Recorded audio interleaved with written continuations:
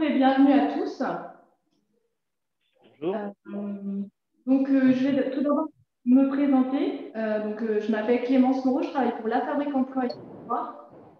On est une association loi 1901 qui porte une maison de l'emploi et de la formation à l'échelle de la Nièvre. Nous travaillons avec toutes sortes de partenaires sur les questions d'emploi, de formation, de développement économique, de besoins en ressources humaines au plus près des préoccupations des territoires. Au regard notamment de l'actualité riche en matière de formation et en réponse aussi à une demande de la mission locale Sud-Nivernais d'aborder ce secteur, on a donc décidé de proposer un temps d'information et d'échange sur les métiers, les besoins en ressources humaines et les formations dans le domaine de l'industrie sur notre planète. Donc je remercie très chaleureusement les partenaires qui interviennent ce matin, qui ont répondu de manière instantanée à notre sollicitation, et également évidemment de l'entreprise Vanier qui est avec nous ce matin, et Mme Bénédicte d'Adeco On-Site qui est également présente ce matin. Merci à eux de s'être mobilisés. Alors, juste un petit rappel de chiffres. Pour rappel, l'industrie dans la Nièvre, c'est 8 700 salariés hors intérim et 554 entreprises. Les secteurs principaux sont la métallurgie, la plasturgie, l'industrie du caoutchouc, le bois, la mécanique auto et l'industrie pharmaceutique. On est ensemble pendant 1h15 environ et je vous rappelle rapidement le programme. Donc, en premier lieu, je vais passer la parole à ma collègue Sophie Lavis de Femmes, Égalité, Emploi pour un Zoom Femmes et Industrie. Ensuite, on abordera les métiers et les besoins RH avec les interventions successives de M. Chris Vanier de l'entreprise Vanier et Charline Bénédicte d'Adeco On-Site. Ensuite, on abordera les formations proposées sur le territoire avec Annabelle Amelen du Greta 58 et Laure Minchneau du pôle formation 5889. Puis, enfin, nous aborderons donc les parcours découvertes avec l'UIMM 5889 avec Karen Ternois. Ensuite, nous aurons un temps d'échange d'un quart d'heure environ. Alors, avant de débuter la web rencontre, je vous donne quelques informations. Alors, la web rencontre, elle est enregistrée. Donc, si vous ne souhaitez pas apparaître en fait, dans l'enregistrement, je vous invite à couper votre vidéo. Mais si c'est possible pour vous, pour les intervenants, c'est agréable de voir aussi des visages. Donc, si vous pouvez, n'hésitez pas à allumer votre caméra. C'est toujours sympathique en ces temps de voir des vrais gens et des visages. Les micros sont coupés pour le confort de tous. Vous pouvez les réactiver quand vous le souhaitez à la fin. Un chat est disponible pour poser des questions au fur et à mesure. Nous, on va se charger avec mon collègue de relever vos questions et de les poser aux intervenants. On se retrouve donc à la fin pour le temps d'échange et pour la conclusion. Merci à vous d'être présents. Je passe donc la parole à Sophie Lavis de Femmes, Égalité, Emploi pour le Zoom Femmes et Industrie. À tout à l'heure. Très bien. Alors, je recommence. Bonjour à toutes et à tous. Merci, merci d'être présents. Alors, moi, je suis Sophie Lavis. Je suis chargée de mission pour une structure qui s'appelle FET, Femmes, Égalité, Emploi. Donc, une structure qui mène des actions diverses et variées pour faire progresser l'égalité professionnelle entre les femmes et les hommes. Donc, FET, c'est deux structures. C'est une association et une société coopérative d'intérêt collectif. Pour ma part, je suis chargée de mission côté association. Et côté association, on mène des actions pour déconstruire les stéréotypes, notamment les stéréotypes de genre, qui sont encore très présents, notamment concernant les filières de formation, les secteurs d'activité et les métiers. Et ces stéréotypes pèsent encore beaucoup sur les choix d'orientation et les parcours des femmes, aussi, mais dans une moindre mesure sur les parcours des hommes. Et côté société coopérative d'intérêt collectif, donc, mes collègues mènent un travail d'accompagnement des sections syndicales d'entreprise pour aider ces entreprises à mener la négociation professionnelle et créer des accords qui ont un sens. Alors, j'en ai oublié de mettre la deuxième diapositive. Du coup. Alors, premier constat que je voudrais faire et qu'il est important d'avoir en tête, c'est qu'aujourd'hui, les femmes et les hommes n'exercent pas les mêmes métiers. la moitié des femmes actives se concentrent sur une quinzaine de métiers, alors que la moitié des hommes actifs se diversifient sur une centaine de métiers. Et aujourd'hui encore, malgré des évolutions, c'est vrai, beaucoup de secteurs d'activité ne sont pas mixtes, c'est-à-dire qu'il y a des secteurs où il y a moins de 40% de femmes ou moins de 40% d'hommes. Donc, c'est ce qu'on appelle la ségrégation professionnelle. Et cette ségrégation professionnelle, bien, c'est le résultat de la persistance de stéréotypes de genre qui vont laisser croire que les femmes seraient naturellement plus compétentes sur certains domaines d'activité, pour certaines tâches, et que les hommes seraient, je le mets bien au conditionnel, plus doués pour d'autres tâches. Voilà, il faut encore aujourd'hui lutter contre ces idées reçues et bien avoir en tête que l'on soit un homme ou une femme, tous les apprentissages sont possibles et tous les métiers aujourd'hui sont ouverts aux femmes comme aux hommes. Alors, l'industrie fait partie de ces secteurs non mixtes, vous vous en doutez, malgré bien sûr une évolution, mais une évolution qui est encore très lente. Alors, quelques chiffres pour illustrer ceci. On retrouve aujourd'hui 29% de femmes dans l'industrie, donc on est encore loin des 40%, et encore plus loin si on creuse un petit peu, puisque sur ces 29% de femmes présentes dans l'industrie, on se rend compte que la plupart occupent des postes sur des fonctions support très féminisées, hein, telles que l'assistanat ou encore les ressources humaines. Et si on regarde de plus près, on s'aperçoit que sur les postes de maintenance, sur les postes de conception, de fabrication, de production, on retrouve environ 12% de femmes. Alors, dans l'industrie, on retrouve beaucoup de femmes dans 3 sous-secteurs industriels principalement. Donc, on retrouve 61% de femmes dans le textile habillement. Donc, c'est là qu'elles sont majoritaires. On retrouve 54% de femmes dans l'industrie pharmaceutique et puis 43% de femmes dans l'agroalimentaire. Alors, je regarde si je peux à nouveau actionner mon PowerPoint, mais non. Tant pis, c'est pas grave. Alors, pourquoi si peu de femmes dans l'industrie aujourd'hui, dans ce secteur, un secteur qui offre de nombreux débouchés avec une grande palette de métiers et des formations très variées du CAP au niveau ingénieur? Alors, pour plusieurs raisons. Parce que, tout d'abord, les nombreux métiers de ce secteur sont encore mal connus, encore plus mal connus par les filles et les femmes qui vont moins s'y intéresser spontanément, c'est ce que l'on constate. Autre raison, parce que ces métiers sont encore très souvent, trop souvent, associés aux hommes, et donc, et bien sûr, les filles et les femmes vont moins s'y intéresser ou moins oser y aller vers ces métiers. Et puis, on le disait tout à l'heure, parce que les stéréotypes persistent et qu'on se rend compte que le secteur souffre encore d'une mauvaise image. Hein. Souvent, moi, je le vois bien quand je vais intervenir auprès de groupes, notamment au milieu scolaire, quand on parle d'industrie aux élèves, eh bien, ils nous disent usine, ils nous parlent de travail à la chaîne, de bruit, de saleté, de port de charge, de pénibilité. Hein. Donc, ces stéréotypes, ces images font qu'on continue à croire que les conditions de travail sont difficiles, voire très difficiles, et moins adaptées aussi pour les femmes. Donc, à cause de tout cela, les femmes, elles se projettent difficilement dans ce secteur et vont souvent le délaisser. Et puis, donc voilà, la faible présence de femmes dans le secteur vient aussi entretenir la croyance que les femmes n'ont pas la place dans ce secteur.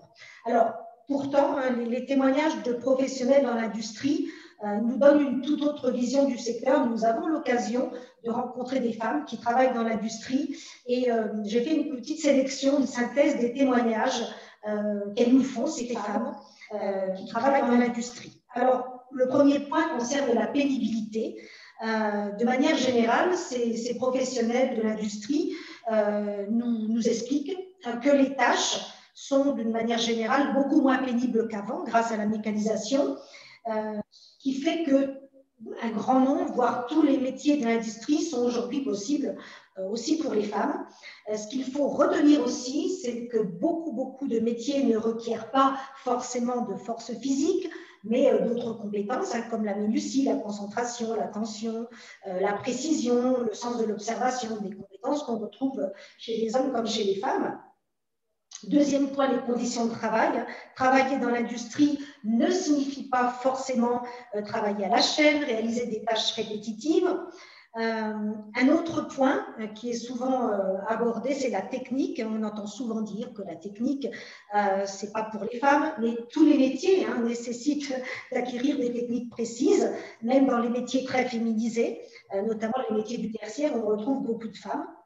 Un autre point aussi, c'est que les femmes que nous rencontrons et qui exercent dans l'industrie nous disent très souvent qu'elles exercent un métier qui les passionne, qu'elles ne connaissent pas la routine, que leurs tâches sont diversifiées. Elles nous disent aussi qu'elles ont la possibilité d'évoluer sur leur poste et aussi qu'elles gagnent correctement, voire très correctement leur vie. Notamment les femmes qui ont exercé auparavant dans un métier très féminisé nous disent qu'elles gagnent mieux leur vie.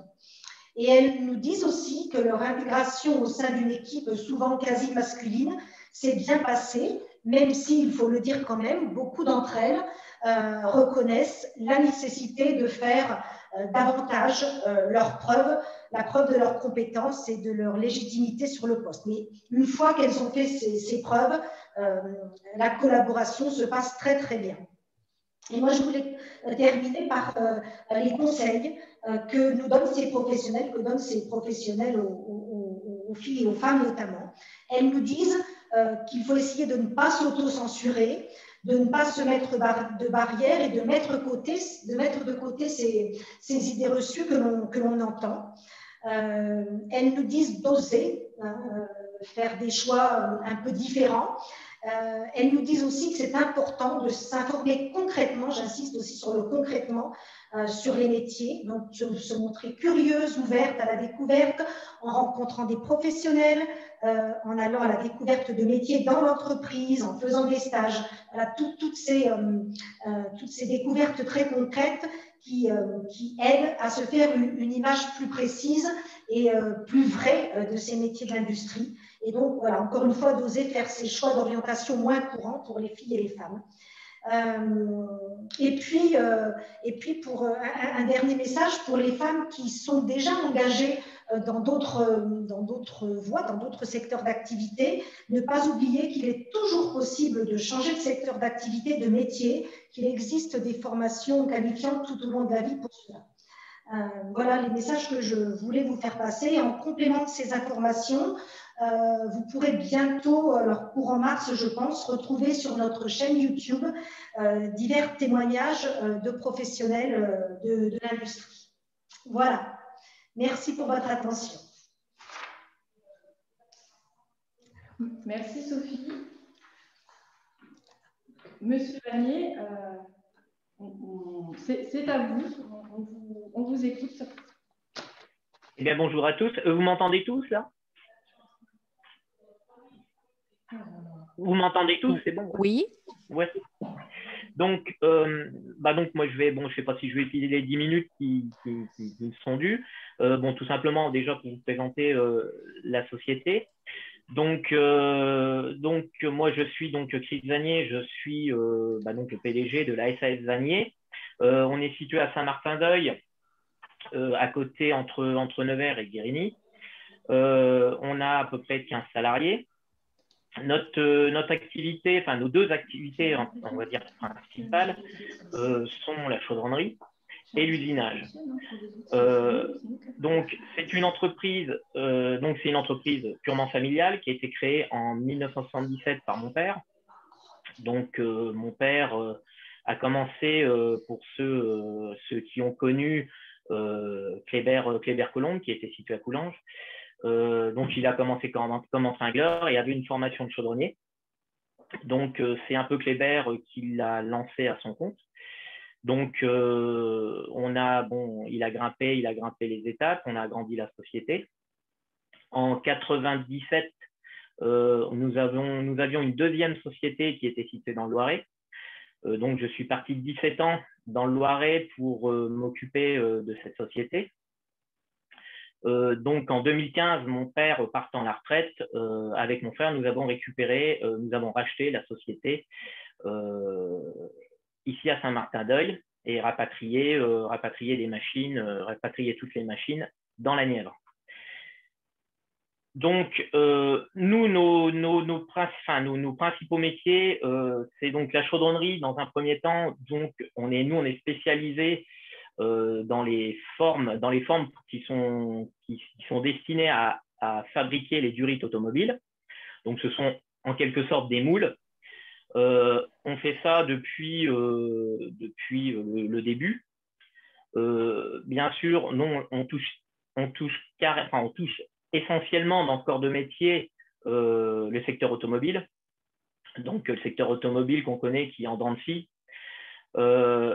À côté de ça, on essaye de se diversifier avec d'autres choses, même faire des produits internes à nous pour essayer de sortir un peu de l'automobile, parce que l'automobile, comme on le sait, c'est toujours un petit peu compliqué avec les années. Notre deuxième corps de métier, c'est l'usinage. Donc, là où on touche à peu près tous les secteurs, tous les corps de métier, on travaille pour le pharmaceutique, pour le médical, pour l'aéronautique indirectement, pour l'automobile, enfin, on touche à peu près tous les secteurs. Nous, les compétences qu'on recherche, c'est purement des chaudronniers et des usiniers. Avec des qualifications, on va dire, on cherche pas forcément des hommes à grosse tête, on cherche surtout des gens manuels et qui sont réfléchis. Dans notre secteur, dans le secteur chaudronnerie, il est maintenant très difficile de trouver des gens. La plupart du temps, nous sommes obligés de les former nous-mêmes, car notre fabrication est vraiment spécifique. Donc, bien sûr, il y a des connaissances, on va dire, basiques de la chaudronnerie, mais la plupart du temps, on forme les gens. Dans l'usinage, c'est un petit peu moins compliqué, quoique, parce que pour retrouver des gens compétents, il faut aussi des années, il faut aussi les former. Quand on sort d'une formation ou qu'on sort de l'école, on connaît certaines choses, mais on ne connaît pas tout. Le métier, on l'apprend au fil des années. Donc, nous, les formations, nous, on travaille avec le pôle formation depuis maintenant, on va dire, depuis que je suis arrivé en 2015. Donc, on a des gens qui sont en reconversion, on prend des gens qui sont en reconversion par l'intermédiaire du CQPM, mais on a aussi des jeunes qui passent par l'apprentissage.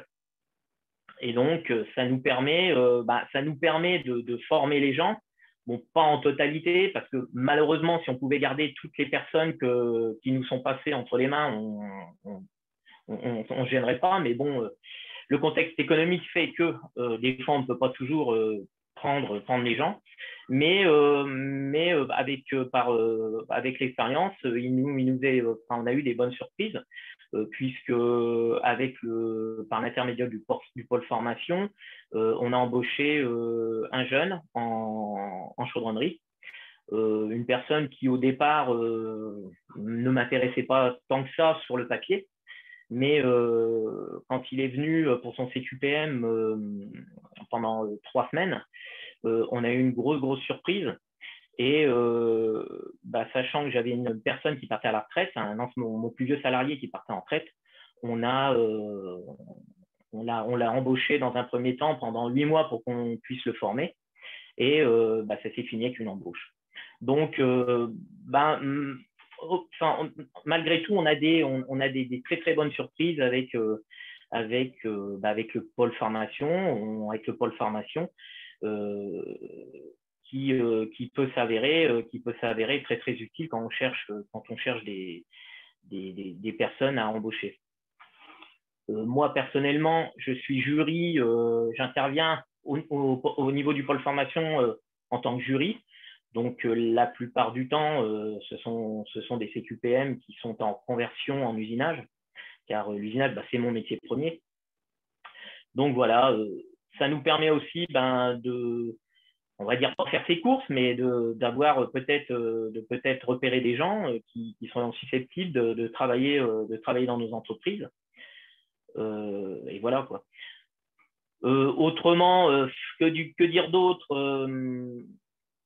J'ai pas trop d'autres choses à vous dire.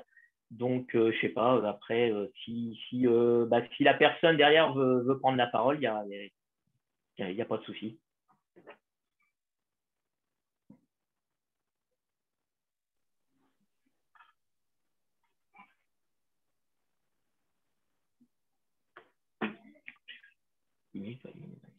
Peut-être j'en profitais pour dire un mot. Alors, je vais remettre la caméra une seconde, puisque je remercie M. Vanier d'avoir cité le pôle formation 5889. Après, on sera 2 organismes de formation à intervenir, peut-être à destination des orienteurs, prescripteurs et des jeunes potentiels candidats.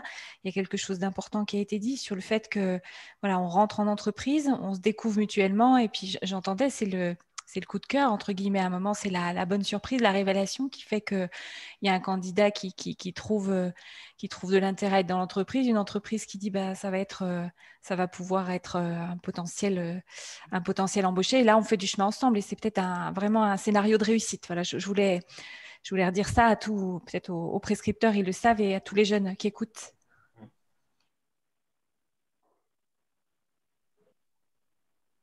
Oui, donc Charline Bénédicte, d'Adecco Insight, vous avez la parole pour poursuivre. Merci.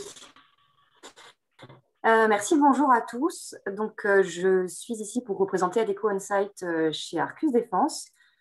Alors, en quelques mots, pour commencer à vous présenter peut-être d'abord l'agence. Donc, on est une agence hébergée sur site. Donc, on est vraiment basé au sein d'Arcus Défense. On est présent pour pourvoir aux besoins de recrutement intérimaire toute l'année.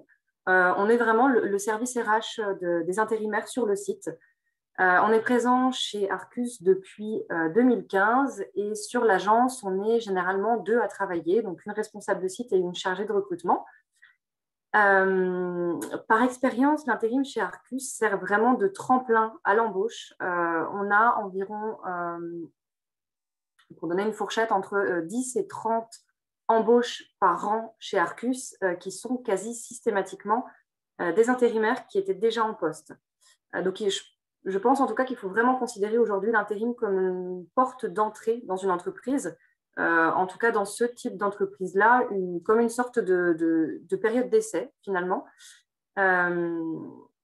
Au-delà de ça, j'aurais aussi envie de dire que l'intérim se mobilise de plus en plus pour ne plus être aussi précaire qu'avant, qu'on propose des solutions telles que le CDI intérimaire, le CDI apprenant, qui sont vraiment des solutions d'emploi, des contrats CDI de droit commun, comme un CDI classique, où on a une grosse possibilité de formation de nos intérimaires, de montée en compétences, de reconversion professionnelle. Adecco, par sa position, est vraiment au cœur de l'emploi, connaît les besoins, les métiers en tension, et se charge de mettre les gens à l'emploi et d'apporter les meilleures compétences à ces entreprises clientes. Pour vous parler d'Arcus en quelques mots, c'est une entreprise spécialisée dans le domaine des véhicules militaires. Donc, le Centre de maintien en conditions opérationnelles, le CMCO de Fourchambault, fabrique et répare des véhicules blindés pour la défense. Depuis 2018, on a une plateforme logistique qui a été inaugurée, qui a pris le nom de Hub Arcus, et qui sert en fait en pièces et organes de rechange tous les véhicules soutenus par Arcus. Cette plateforme-là devient vraiment le cœur du métier Arcus. On a encore beaucoup d'autres métiers, mais je pense que c'est vraiment l'élément grandissant chez Arcus. Et c'est vraiment là où vont se concentrer la majorité des recrutements dans les années à venir. Pour faire un point rapide sur les besoins en recrutement chez Arcus, donc je vous parlais de la plateforme logistique, donc on a vraiment des besoins importants et récurrents en logistique. On a 2 types de profils. On a vraiment un profil agent logistique avec expérience en préparation de commande. Donc, on va être sur du contrôle qualité, du tri, de l'emballage, du conditionnement. Et puis, on a ce même type de profil-là, mais avec des CACES. Ce qu'il est important de savoir aussi, c'est que on forme énormément d'intérimaires. On peut faire rentrer des agents logistiques sans CACES. Et puis, si l'évolution se fait, si la collaboration fonctionne avec l'intérimaire, on fait passer très régulièrement des CACES en lien avec le pôle formation, avec l'entreprise Malus à Bourges, avec la PAV, avec Paradis. On travaille avec beaucoup d'organismes de formation du secteur. Les autres besoins en recrutement chez Arcus vont être assez variés. On va avoir une grosse partie soudure où là, on va recruter régulièrement, notamment en ce moment, des soudeurs qualifiés qui sont pas évidents à trouver dans le coin. On a aussi beaucoup de mécaniciens et mécaniciens monteurs. Donc là, on va avoir de la réparation de véhicules blindés. Donc, je rejoins un petit peu ce que disait M. Vanier juste avant. On va vraiment avoir une base de compétences et de connaissances avec notamment des gens qui vont avoir des CAP mécanique auto ou jusqu'au bac pro mécanique auto ou mécanique poids lourd. Mais on va vraiment avoir une adaptation qui va se faire chez Arcus sur le blindé. Généralement, les gens qui arrivent chez Arcus n'ont jamais travaillé sur ce type de véhicule. Donc, on a vraiment toute une partie formation à l'intérieur. En soudure aussi notamment, on a une semaine d'école des métiers, on appelle ça comme ça chez nous, pour former les soudeurs sur la soudure blindée. Donc les mécaniciens, ça va être ce que je vous disais, de la réparation de véhicules blindés, de la mécanique sur moteur, des mécaniciens poids lourds et des monteurs, où là, je vais rechercher beaucoup plus de profils pas tellement mécaniciens, mais plutôt assez débrouillards. Ça va être de l'installation de pièces sur les véhicules, donc du pare-brise aux portières, aux joints, voilà, où je n'ai pas tellement besoin de vrais mécaniciens.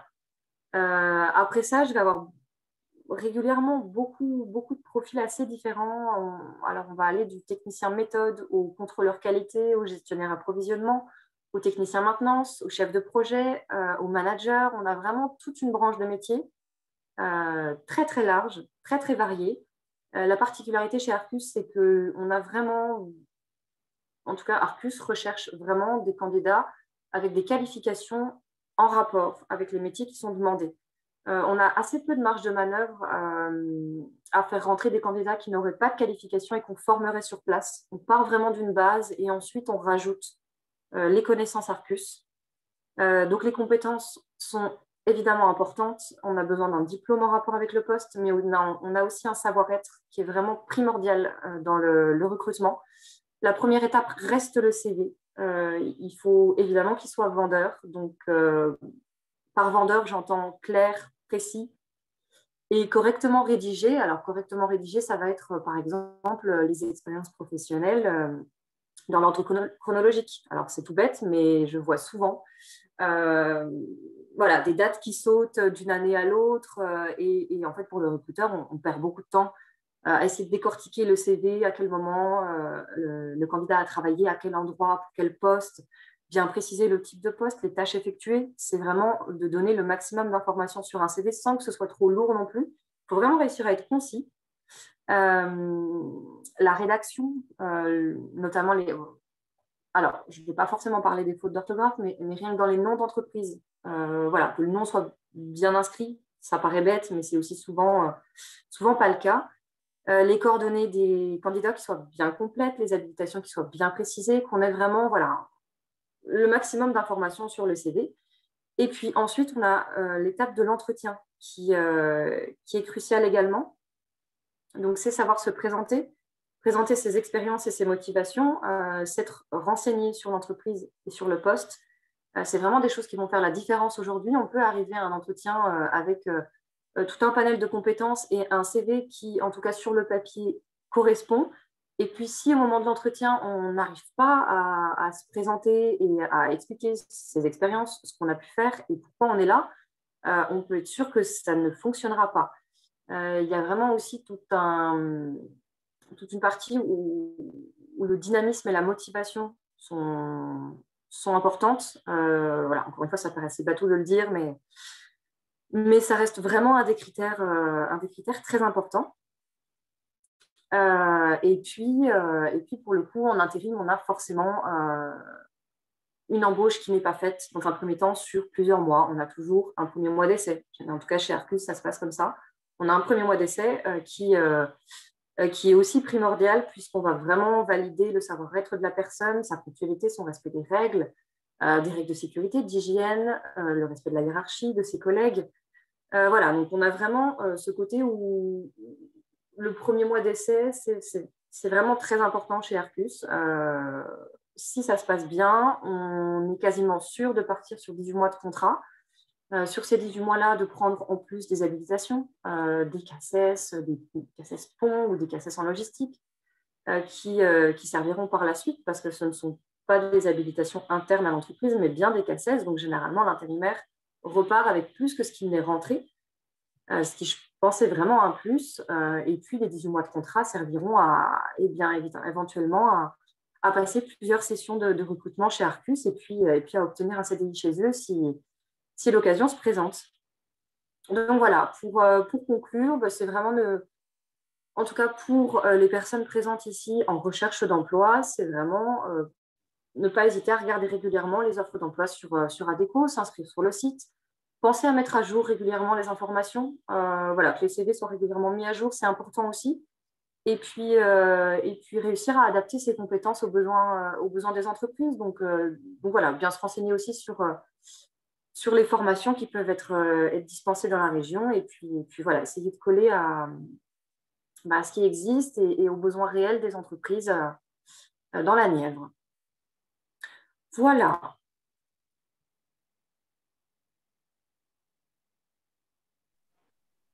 Merci beaucoup, Charline Bénédicte, pour votre intervention.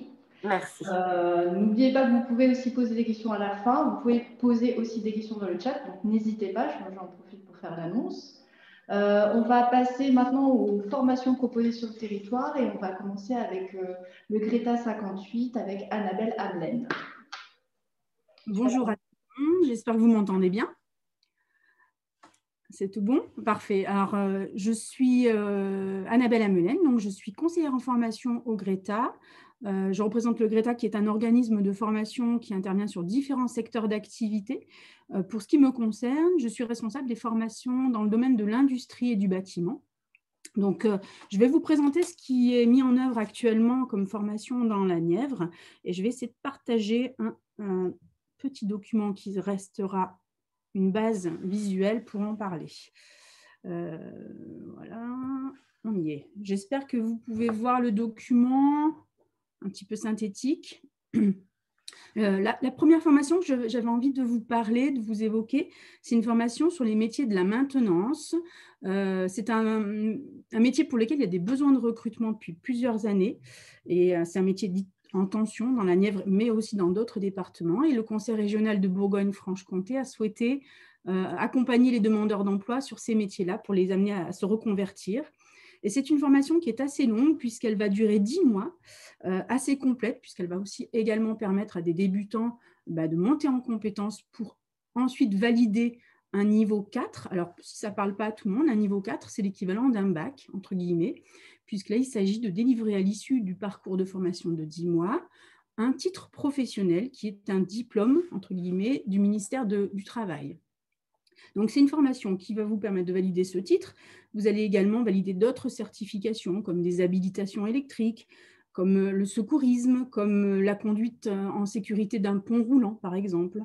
Et là, dans cette formation, l'idée, c'est d'être sur un métier où on va intervenir dans l'industrie, sur de la maintenance industrielle. Donc, l'objectif, c'est de prévenir les risques de panne et éviter que la panne empêche la fabrication de se dérouler dans des bonnes conditions. C'est des métiers où on a besoin de personnes qui soient persévérantes, qui aiment rechercher, qui aiment analyser, qui aiment diagnostiquer, mais également des personnes qui aiment intervenir concrètement, réparer, intervenir dans la machine, dans le moteur pour changer une pièce, la modifier, aller l'usiner, aller effectuer tout le câblage, on va dire, électrique, pneumatique, hydraulique. Donc, il y a beaucoup de technologies à apprendre sur ce métier-là. C'est un métier où il y a beaucoup de changements tout le temps, c'est toujours évolutif. Chaque jour est différent. Par contre, on a besoin effectivement que les personnes connaissent beaucoup de connaissances techniques avant de pouvoir intervenir et réparer.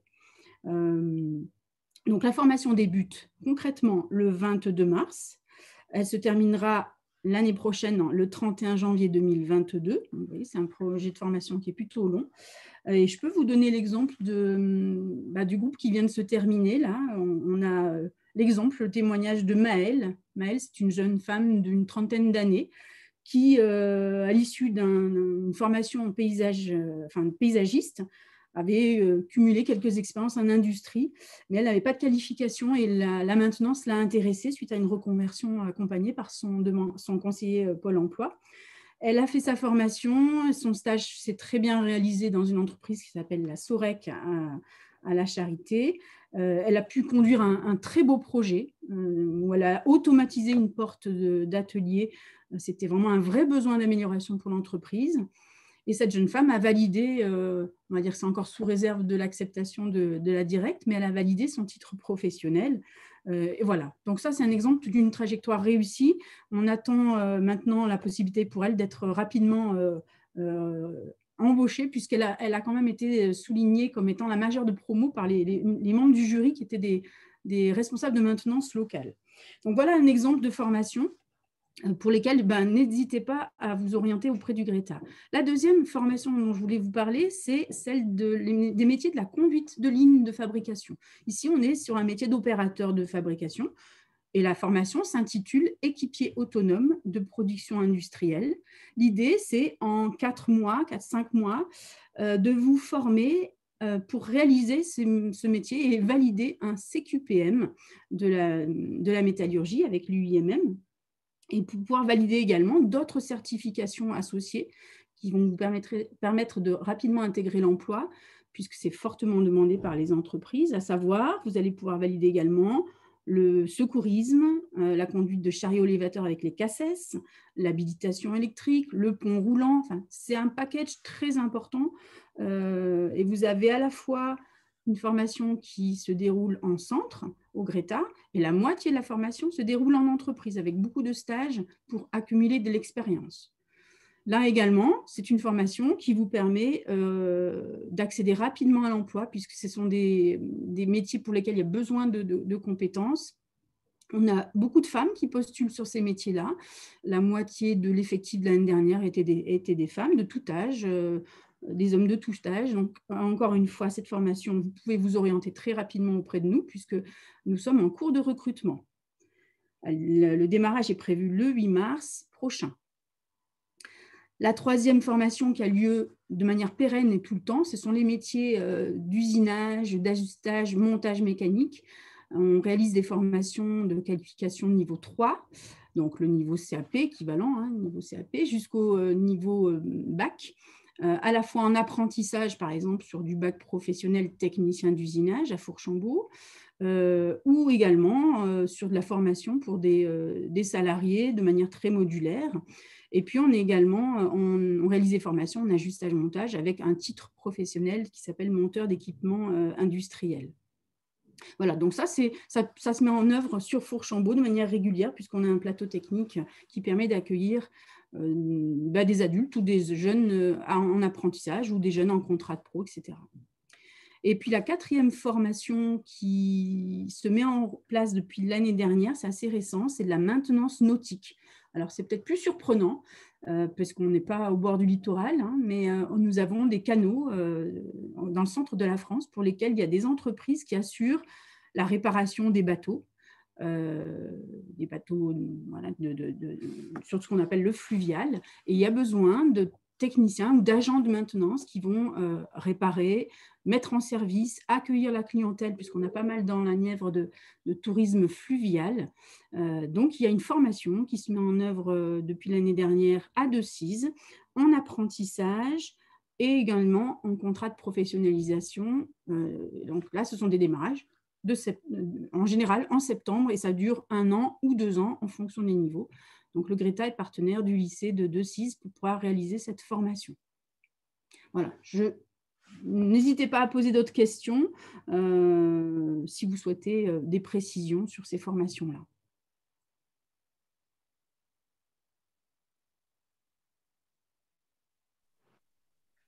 Merci beaucoup, Annabelle. Donc, on enchaîne pour le coup avec Laure Marchenot du pôle formation 5889 pour les formations, toujours. Bonjour, vous m'entendez? Oui, très bien. Pour la spécificité, alors, j'allais dire qu'il n'y a pas une spécificité, le pôle formation 5889 est à la fois un centre de formation des apprentis de l'industrie.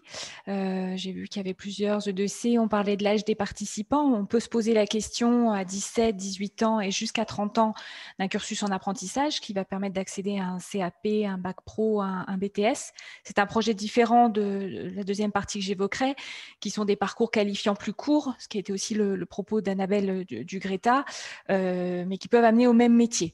Donc, nos cœurs de métier, on en a parlé avec les deux entreprises précédemment, avec Vanier et puis pour Arcus Adecco Insight, c'est la soudure chaudronnerie. On peut aussi bien préparer un CAP, un bac pro qu'un CQPM, un certificat de qualification paritaire de la métallurgie. Je pense que Karen de lui-même y reviendra. On peut se former aux différents métiers par différents dispositifs selon son projet en termes de durée, en termes de recherche soit d'un diplôme, soit d'une qualification. Ça a été dit avant, hein, une base de compétences dans le métier qui va permettre d'intégrer l'entreprise et qui va permettre après de continuer à évoluer. Donc, dans ce qu'on propose, nous, et notamment, moi, je représente l'activité formation continue insertion.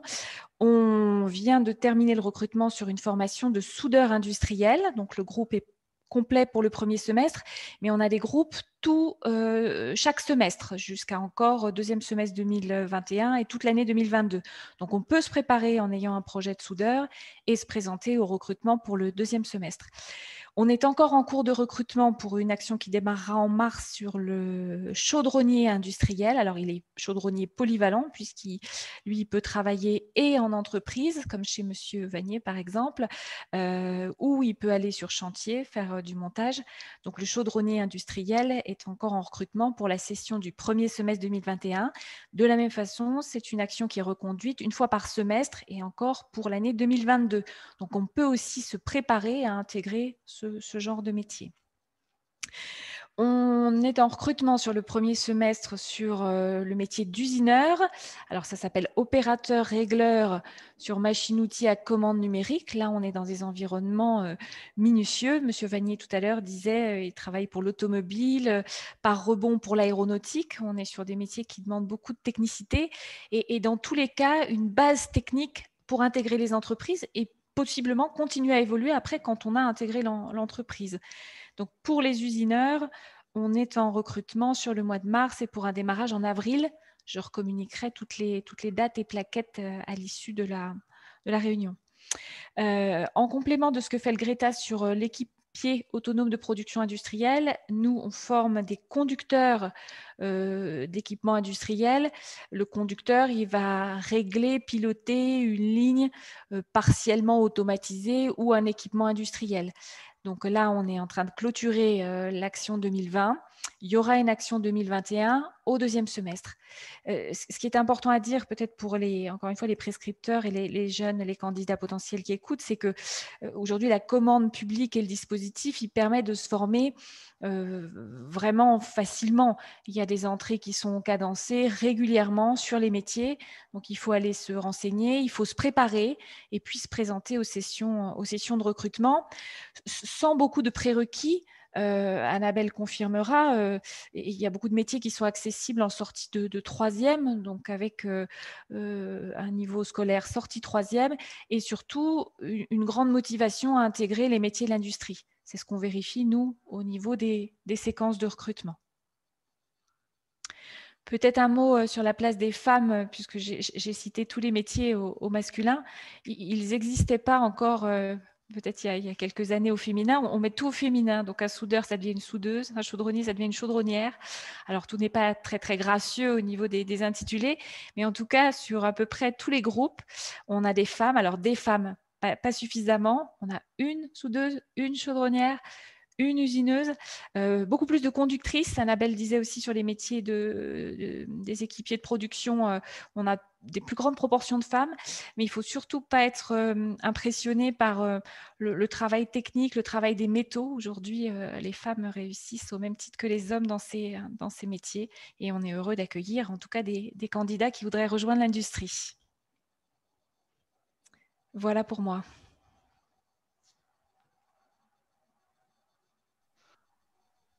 Bien, merci beaucoup, Laure. Donc, on enchaîne pour le coup, sauf s'il y a des questions éventuelles.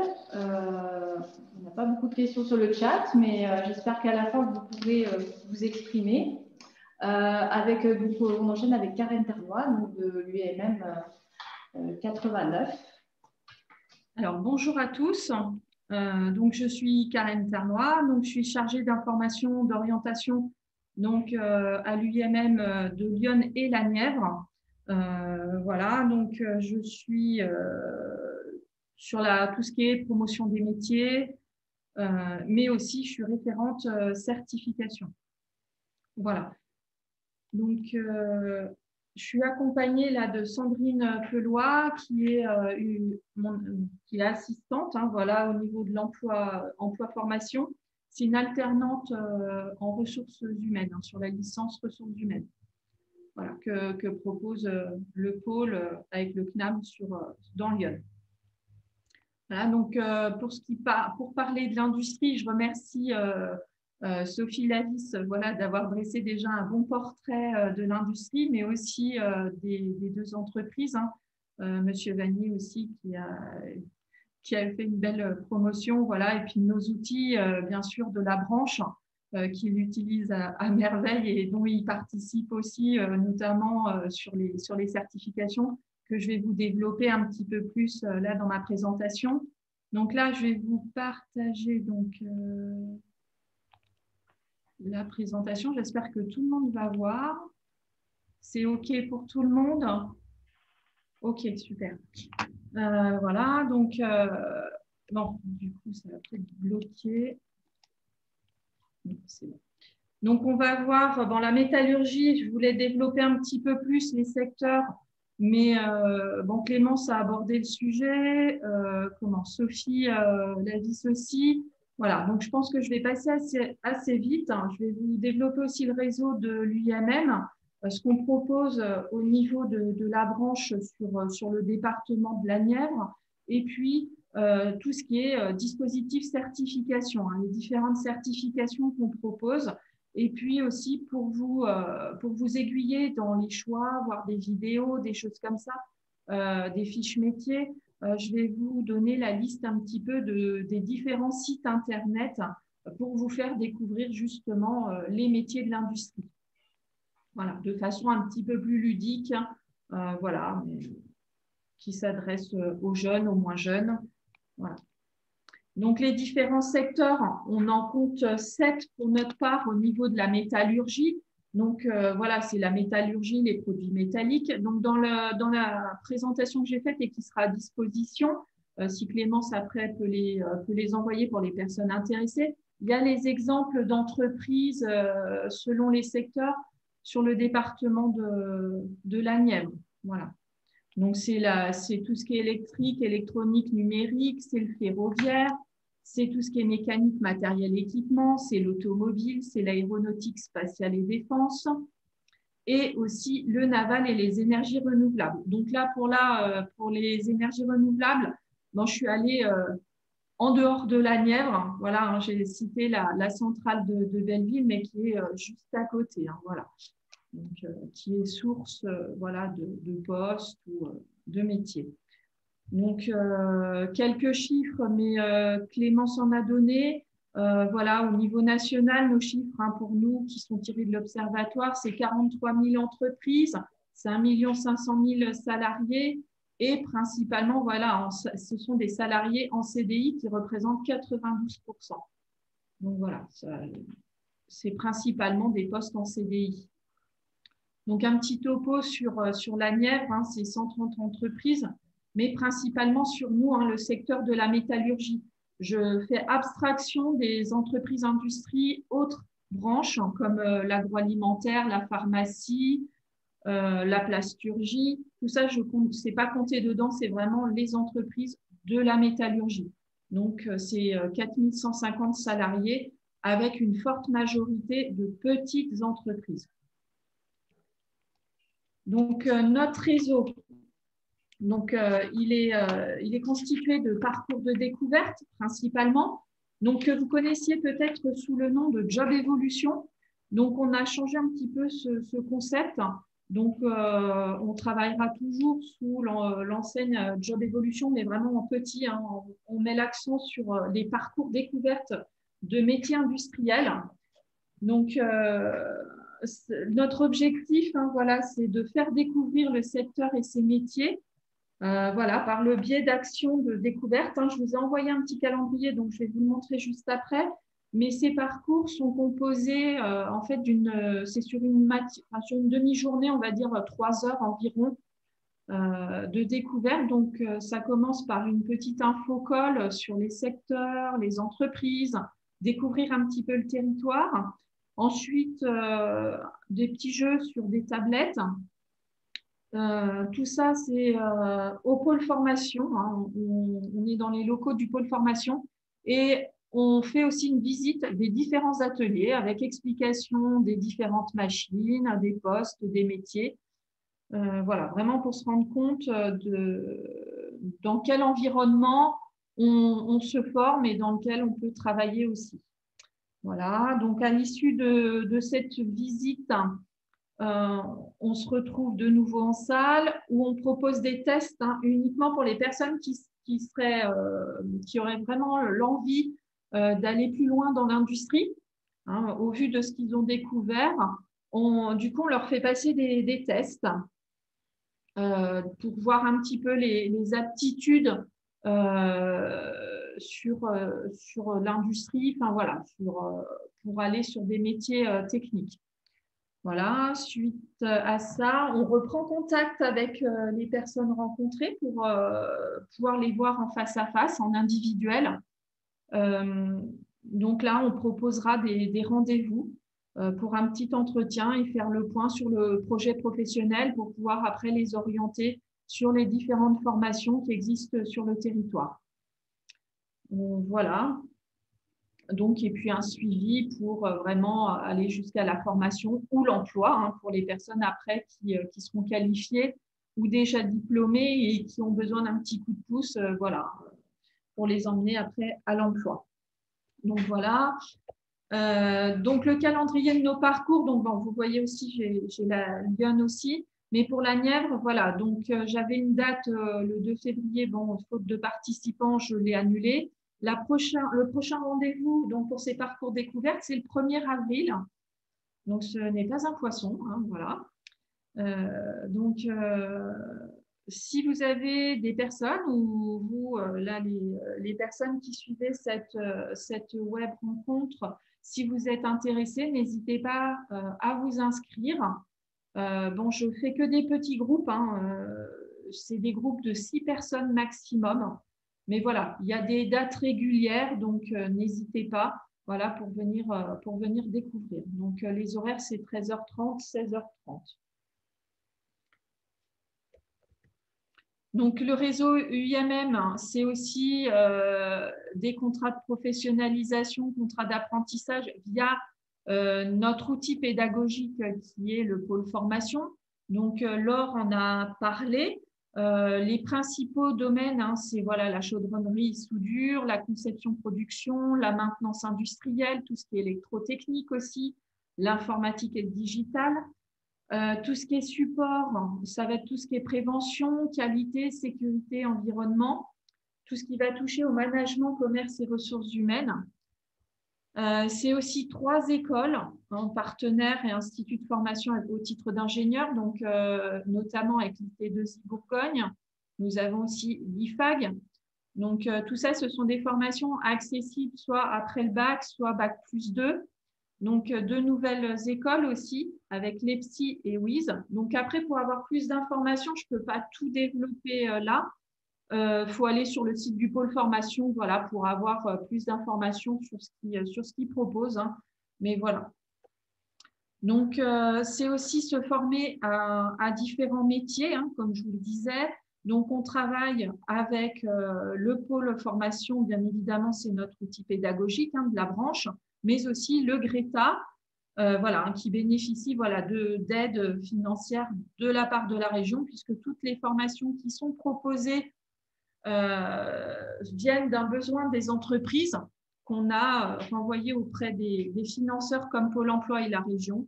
Voilà, donc les principaux organismes, voilà, c'est le pôle, le GRETA et l'AFPA. Voilà, donc tous ces organismes-là proposent des formations dans les métiers de l'industrie.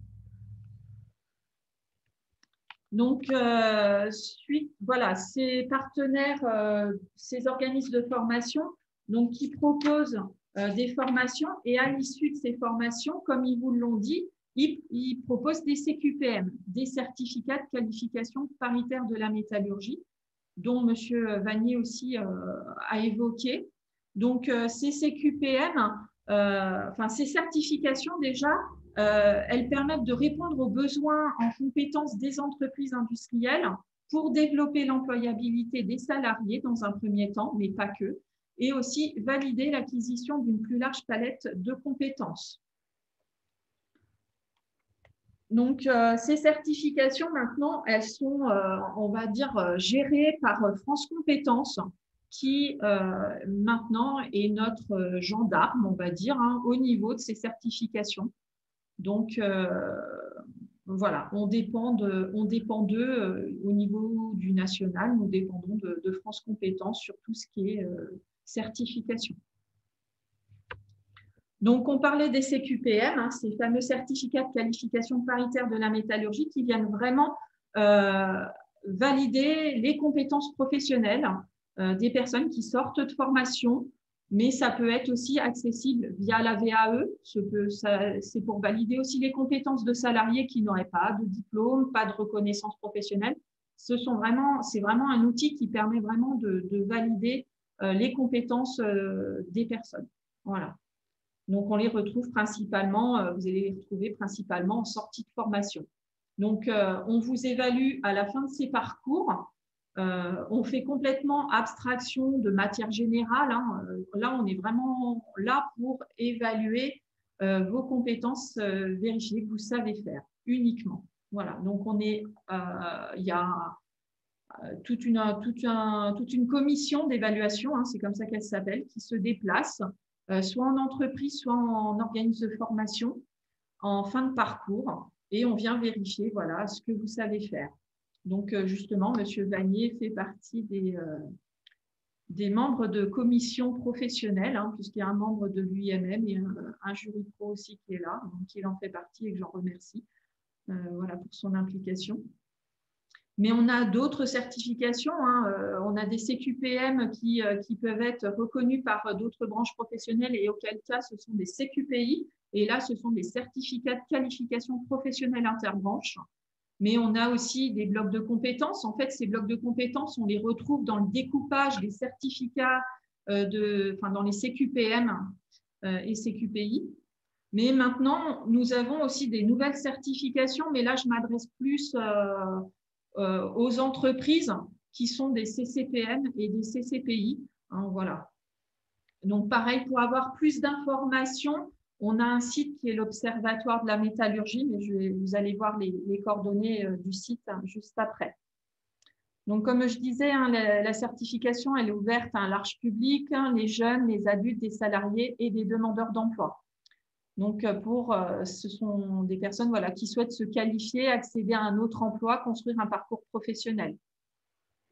Ces CQPM peuvent être délivrés à un salarié en contrat d'apprentissage s'il mobilise son compte personnel de formation à cet effet. Sinon, ce n'est pas éligible au contrat d'apprentissage.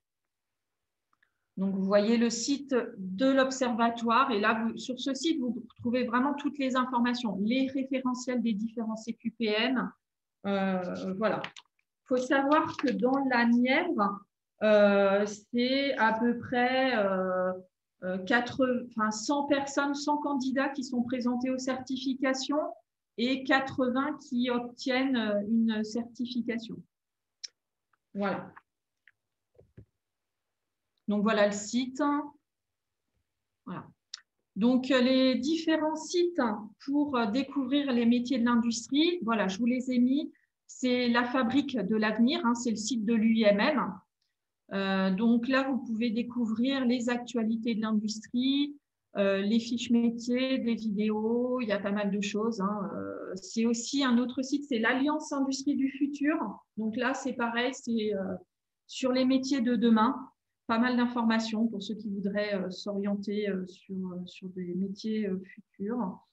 Voilà, il y a des explications, des vidéos. Il y a une chaîne YouTube qui existe, c'est Osons l'Industrie, qui est en lien avec Alliance Industrie du Futur, et un site de recrutement qui est l'Industrie Recrute. C'est notre site de l'UIMM au niveau de recrutement dans l'industrie.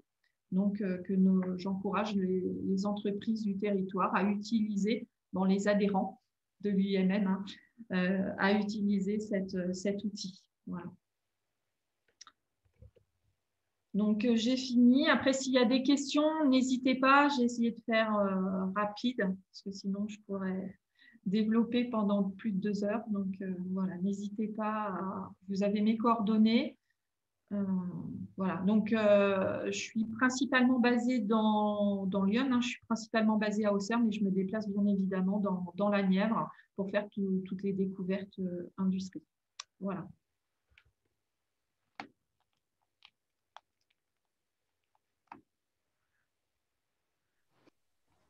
Merci beaucoup, Karen, pour cette présentation. On est vraiment très bon dans le timing. Alors là, l'idée, c'est que si vous avez des questions qui vous brûlent les lèvres depuis le départ, c'est le moment de les poser. Alors, soit via le chat ou en direct en activant votre micro.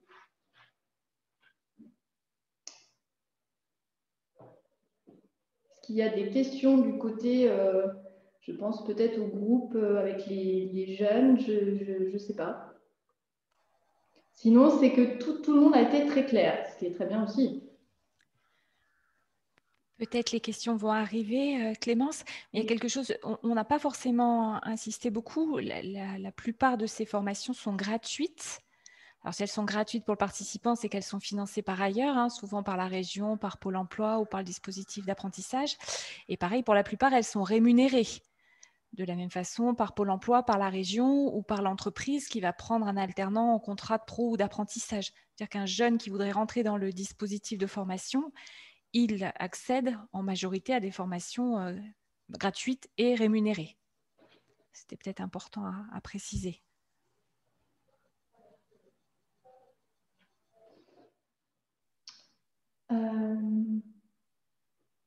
Alors, il y a des questions qui arrivent. Donc, visiblement, ça a été très clair pour du côté des jeunes garantis jeunes. Pour faire des immersions professionnelles, difficulté à trouver des employeurs, point d'interrogation, et comment bien la préparer?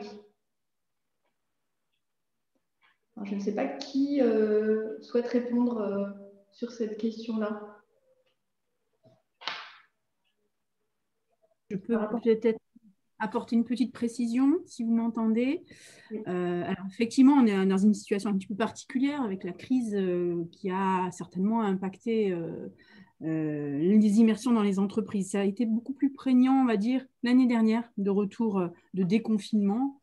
Au mois de mai, il y avait un petit peu d'hésitation des entreprises à réouvrir leurs portes ou à accueillir ou des jeunes ou des groupes, ou même parfois à accueillir les commissions d'évaluation des jurys pour les CQPM. Ça s'est un petit peu atténué. Aujourd'hui, nous ne rencontrons pas trop de difficultés pour nos formations, qui pour la plupart se déroulent sur des stages importants. Donc, on prépare avec les entreprises en amont, c'est-à-dire qu'on les sollicite assez rapidement dans le démarrage du programme pour les informer du lancement, on leur communique les dates. Et puis les candidats, les stagiaires sont aussi accompagnés pour effectuer ces démarches. On ne s'y prend jamais au dernier moment. Voilà, tout est mis à profit pour préparer les candidats à effectuer leur démarche d'entreprise. Je n'ai pas souvenir d'avoir eu des grosses difficultés dernièrement pour pouvoir effectuer les stages en entreprise correctement. Donc ça, c'est aussi un point sur lequel il faut être rassuré. Pour autant, il faut effectivement considérer que le temps de préparation est peut-être un petit peu plus allongé. Mais les entreprises sont rassurées aujourd'hui.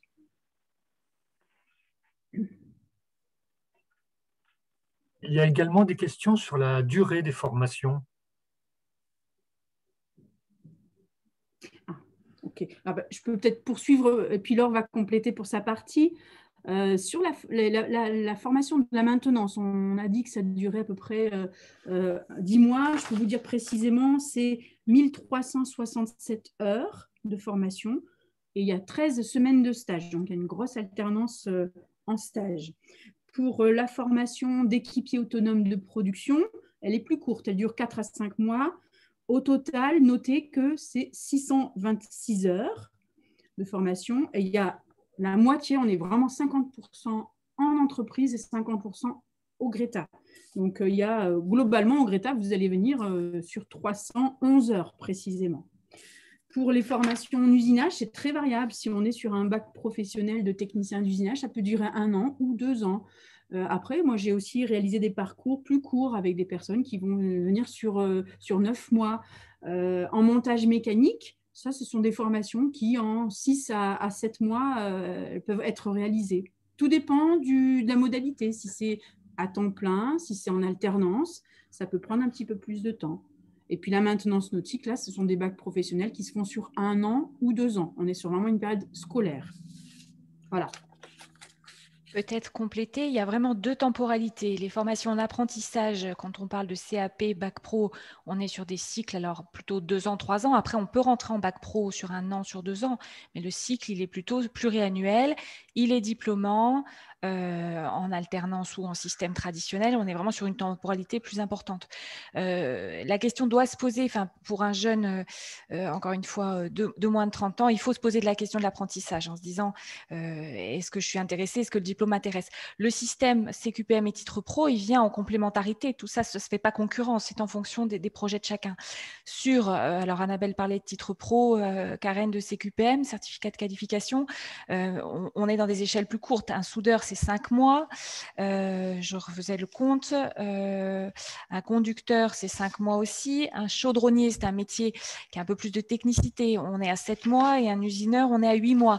Mais entendez, on est plutôt sur une échelle de moins d'1 an, sur des parcours où on englobe le temps en centre et le temps en formation. Ce n'est pas du tout le même projet d'entrer sur un CQPM chaudronnier, encore une fois, sur 8 mois, ou d'entrer sur un bac pro sur 2-3 ans.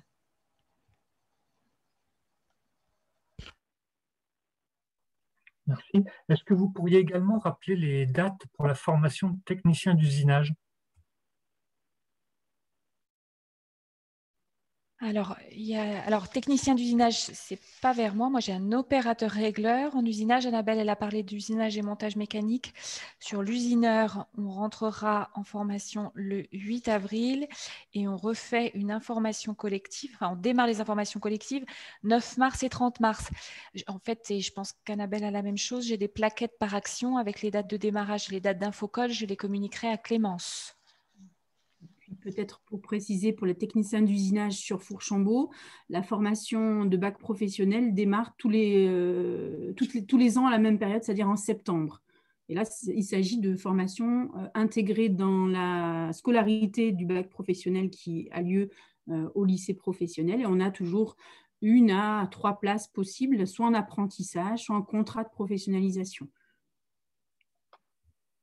Que cette année, il n'y a pas eu de reconduction de la formation de techniciens d'usinage qui était réalisée depuis plusieurs années par le conseil régional. Là, il y a une petite interruption qui est faite sur ce profil-là de qualification, et donc avec un maintien plutôt d'opérateurs régleurs en usinage. Il y a également une question pour monsieur. Merci Annabelle. Une question pour monsieur Vanier. Est-ce qu'un stage de découverte est possible chez vous? Alors, stage découverte, j'ai jamais eu le cas.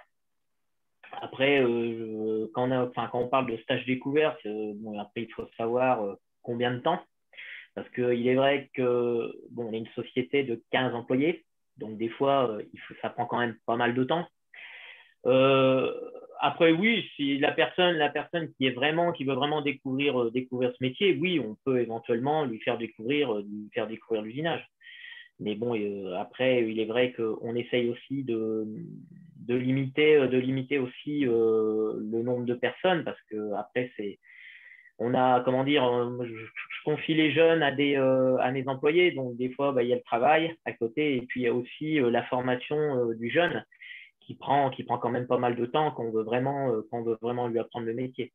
Mais il est vrai que, bon, après, ça m'est jamais arrivé, mais bon, après, on peut toujours faire des stages de découverte à des personnes qui sont vraiment intéressées, quoi. Merci. Il y a également une autre question, peut-être pour Karen. Y a-t-il un site adapté utilisable par le public pour la connaissance des métiers de l'industrie? Un site où on retrouve peut-être tous les métiers de l'industrie, peut-être avec des vidéos ou des descriptions de ces métiers.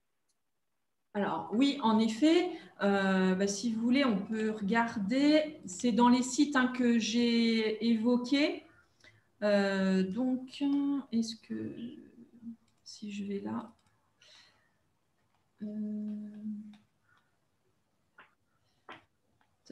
donc là, est-ce que vous voyez le site de l'Observatoire de la métallurgie? Donc oui. Là, vous voyez le site, c'est la fabrique de l'avenir. Donc là, vous voyez, c'est l'industrie, la fabrique de l'avenir, où là, vous avez un onglet industrie, un onglet emploi et formation et hashtag je fabrique mon avenir. Donc avec ce site, donc vous avez les actualités dans l'industrie, les dates clés, donc avec les semaines de l'apprentissage, les semaines de l'industrie, toutes les infos à savoir. Et après, vous avez des témoignages vidéo, principalement, et puis après, vous avez différentes fiches pour découvrir. Mais en allant sur ce site, en naviguant sur ce site, vous devriez avoir pas mal d'informations, mais aussi sur le site de l'Observatoire de la métallurgie, où vous allez avoir sur l'onglet métiers toutes les fiches des métiers en tension ou recherche un métier. Enfin voilà. En fait, les deux sites principaux, ça va être la Fabrique de l'avenir et l'Observatoire de la métallurgie. J'espère que ça répond aux questions. Voilà, mais c'est pareil, vous avez les liens dans ma présentation, dans le PowerPoint, donc n'hésitez pas. Mais bon, sinon, vous tapez dans le moteur de recherche Observatoire de la métallurgie ou la Fabrique de l'avenir et vous tombez directement sur les sites.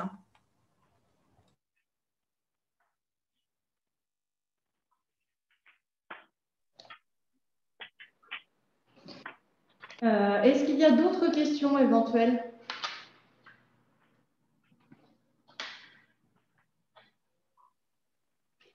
Je ne vois rien dans le chat.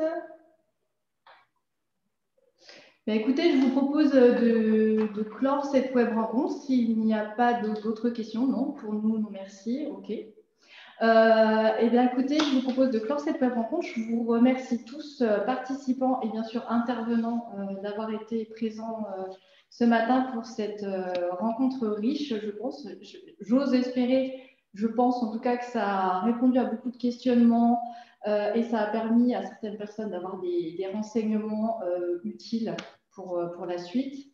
Donc, comme je l'ai envoyé dans le chat, je renverrai à tous les participants les ressources qui ont été présentées ce matin, donc les diaporamas. Je mettrai également le lien vers notre chaîne YouTube où il y aura le replay de cette web rencontre qui sera présent. Vous pourrez donc le partager si vous le souhaitez à d'autres personnes ou le revoir. Et puis, je signale également que sur cette même chaîne YouTube, La Fabrique Emploi Territoire, il y a des vidéos métiers qui ont été réalisées il y a quelques temps, des métiers de l'usinage en local, dans des entreprises locales. Donc voilà, vous aurez aussi d'autres ressources sur cette même page YouTube. Merci à tous, merci beaucoup. Et puis, on vous dit à très bientôt alors pour de nouvelles aventures.